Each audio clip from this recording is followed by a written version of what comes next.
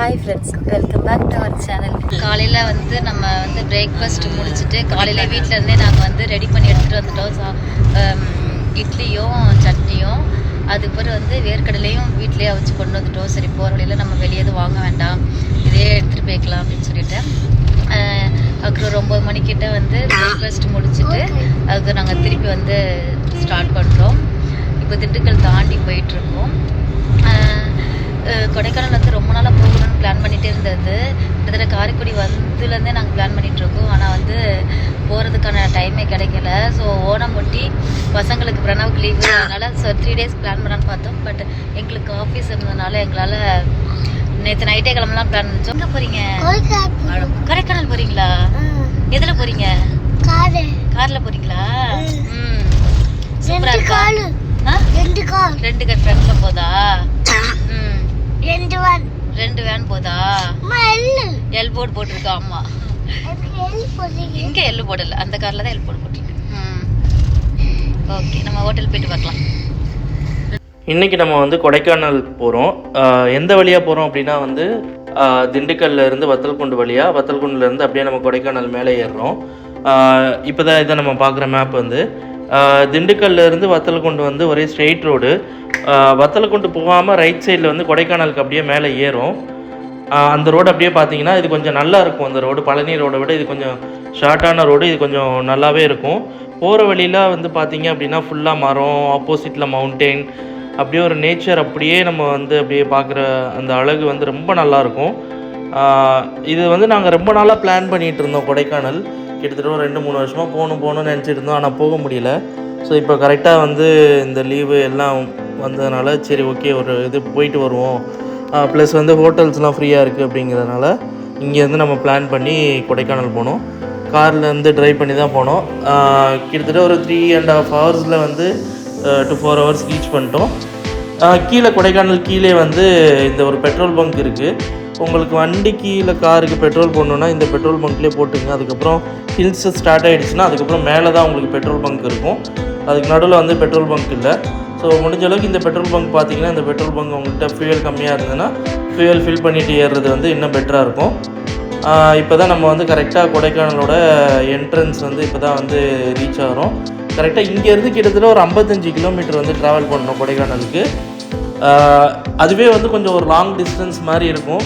ஃபுல்லாக வந்து நிறையா ஹேர்பின் பென்ஸ் இருக்கும் போகிற வழியில். அதெல்லாம் தாண்டி அதுக்கப்புறம் போனால் தான் வந்து கொடைக்கானல். இங்கே இருந்தே வந்து கொடைக்கானலுக்கு கிட்டத்தட்ட ஒரு 1.5 மணிலேருந்து 2 மணி நேரம் கிட்ட ஆகுது கரெக்டாக. ஸோ கரெக்டாக இங்கேருந்து போகிற வழியிலே வந்து பார்த்தோம் அப்படின்னா இந்த வழியில் ஆப்போசிட்லேயே வந்து கொடைக்கானல் மலை வந்து ஸ்டார்ட் ஆகிறது தெரியும். ரொம்ப அருமையான சீனரிஸ்லாம் வந்து இதுக்கப்புறம் தான் வந்து நம்ம பார்க்க முடிஞ்சுது. கொடைக்கானலுக்கு என்னென்ன ரூட் வழியாக வரலாம் அப்படின்னா வந்து மொத்தம் 2 வழி இருக்குது. இந்த 2 வழி வந்து நான் ஆல்ரெடி சொன்னது வந்து வத்தல்குண்டு வழியாக வந்து நம்ம கொடைக்கானல் வருது, இன்னொன்று வந்து பழனி வழியாக வந்து கொடைக்கானல் வருது. அதில் பெஸ்ட்டு ரூட் எதுன்னு சொல்கிறாங்கன்னா இந்த வத்தல்குண்டு வழியாக வந்து இப்போ கொடைக்கானல் வர்றது தான் வந்து பெஸ்ட்டு ரூட்டுன்னு சொல்கிறாங்க.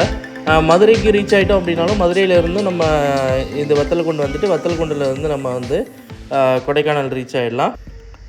இங்கே வந்ததுக்கப்புறம் வந்து இங்கே தான் வந்து இந்த சோதனை சாவடி மையம் இருக்கும். இந்த சோதனை சாவடி மையத்தில் வந்து என்ன பண்ணுவாங்கன்னா, நம்ம காரை ஸ்டாப் பண்ணி நம்மக்கிட்ட எதுவும் பிளாஸ்டிக் பாட்டில் எதுவும் இருக்கா இல்லை கவர்ஸ் எதுவும் வச்சுருக்கோமா அப்படின்றத அவங்க செக் பண்ணிவிட்டு இங்கேயே கலெக்ட் பண்ணி அவங்க டஸ்ட்பினில் போட்டுறாங்க.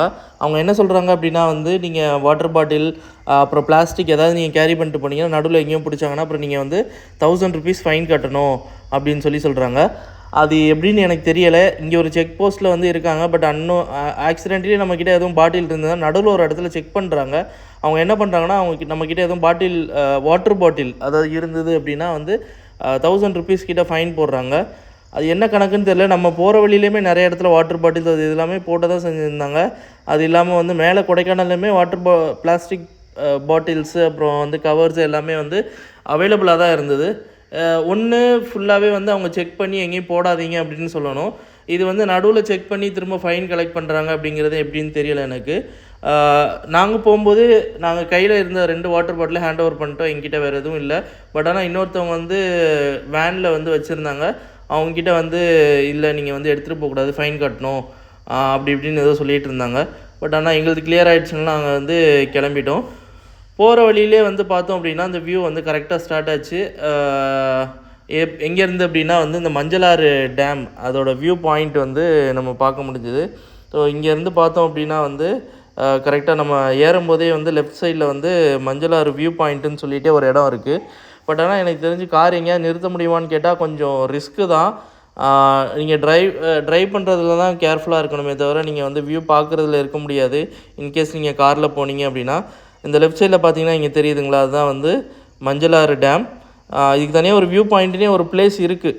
பட் ஆனால் இங்கே எப்படி கார் நிறுத்துகிறாங்க அப்படிங்கிறதெல்லாம் எனக்கு தெரியலை. இதுதான் வந்து இப்போ நம்ம இதை வந்து ஃபஸ்ட்டு வியூ பாயிண்ட் அப்படிங்கிறத நம்ம வந்து பார்க்குறோம். இது வந்து ஒய்ஃப் வந்து காரில் போயிட்டுருக்கும்போது ரெக்கார்ட் பண்ணுது. அதுதான் வந்து இப்போ நம்ம பார்க்குறோம். நம்மளால் எங்கேயுமே ஸ்டாப் பண்ண முடியலை. ஏன்னா எல்லாமே வந்து ஃபுல்லாக ஹேர்பின் பென்ஸாக இருந்தது, இல்லைனா வந்து மேலே ஏறுற மாதிரியே இருந்தது. ஸோ அதனால் நாங்கள் எங்கேயுமே ஸ்டாப் பண்ணல மோஸ்ட்டாக. அப்படியே வியூ மட்டும் அப்படியே லைட்டாக பார்த்துட்டு அப்படியே நாங்கள் வந்து மேலே ஏற ஆரம்பிச்சிட்டோம். ஒரே ஒரு இடத்துல மட்டும் ஸ்டாப் பண்ணோம். அது எப்போ அப்படின்னா வந்து ஃப்ளாட்டான ஒரு இடத்துக்கிட்ட வரும்போது தான் இங்கே நாம் வந்து ஸ்டாப் பண்ணோம்.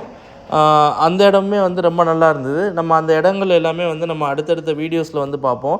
அதுதான் வந்து நம்மளோட ஃபஸ்ட்டு வியூ பாயிண்ட். காரை நிறுத்தி நம்ம வந்து ஒரு இடத்த வந்து எக்ஸ்ப்ளோர் பண்ணது அப்படிங்கிறது வந்து அந்த இடம் தான் ஃபஸ்ட்டு. அங்கே எவ்வளோ டிக்கெட் அப்படி அதோட டீட்டெயில்ஸ் எல்லாமே வந்து நம்ம அடுத்த வீடியோவில் பார்ப்போம். நெக்ஸ்ட் வீடியோவில் என்னென்ன பார்க்கலாம் அப்படின்னா வந்து உங்களோட ட்ரிப்பை வந்து எப்படி பிளான் பண்ணலாம் கொடைக்கானலுக்கு, எவ்வளோ பட்ஜெட் ஃப்ரெண்ட்லியாக எப்படி நம்ம வந்து எல்லா இடத்தையும் கவர் பண்ணுற மாரி நாங்கள் என்னென்ன சேலஞ்சஸ்லாம் ஃபேஸ் பண்ணோம் அது எல்லாமே வந்து நம்ம நெக்ஸ்ட் வீடியோவில் வந்து கண்டினியூ பண்ணலாம்.